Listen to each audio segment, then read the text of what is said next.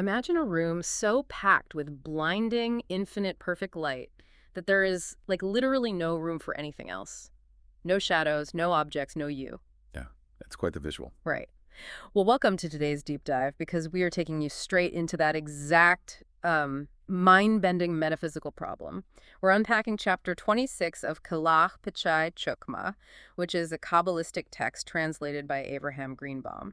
And our mission here is really to figure out how an infinite, absolute presence actually makes room for a finite, messy universe. Exactly. So this concept starts with this act called Tzimtzum, right? It's the withdrawal of that primordial, limitless light of Ein Sof. Right, it pulls back. But it doesn't just leave a complete void, it leaves a trace, a residue, which the text calls the reshimu.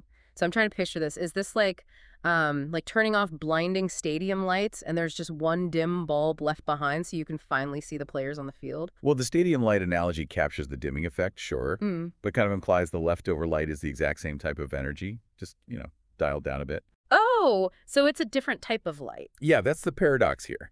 The original limitless light of Ein Sof was completely invisible to us because it had absolutely no boundaries. But this remaining residue is fundamentally different. I mean, it is limited, and therefore it's visible. The infinite intentionally left this limited power behind, specifically to allow creation. Okay, but a leftover trace of light can't just build a world on its own. I mean, how does that limited trace actually create a universe? Right, it needs structure. Yeah. So the residue acts as Malchut.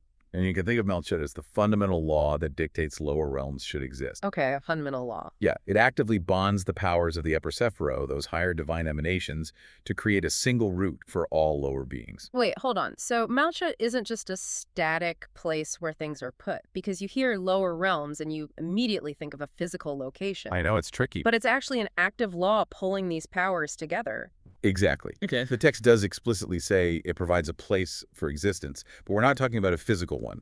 Godliness has no physical dimensions whatsoever. Oh, got it. So if it's a place without physical dimensions, why does the text call it a hollow or an empty space? I think the word is chalal. Yeah, Chalal. It's a metaphorical container. It's Yeah. empty specifically of the limitless Ein Sof. Because think about it, if true limitlessness remained active in that space, separate bounded levels of existence just couldn't survive. Because they'd be overwhelmed. Exactly. They would instantly dissolve back into that infinite perfection. Okay, that makes sense. It's like a blank canvas. If a canvas is completely saturated with infinite white paint, you can't draw anything new on it, right? Yeah. The emptiness is what actually makes the art possible. That's a really great way to look at it. And it aligns perfectly with the text's prophetic vision, which describes this hollow, vacated space filled with a fine light, just waiting to hold all created worlds. Wow. This really reframes how you view reality, doesn't it? Like, ultimate infinite perfection actually prevents separate existence. Yeah, it completely flips the script. The infinite had to intentionally hold itself back to make room for you, which is just wild to think about. The universe required the withdrawal of infinite perfection just to allow something limited to exist. The very humbling thought. It really is. And it leaves you wondering, does that mean our own moments of emptiness or limitation aren't actually voids, but the exact spaces where our greatest potential is waiting to be built?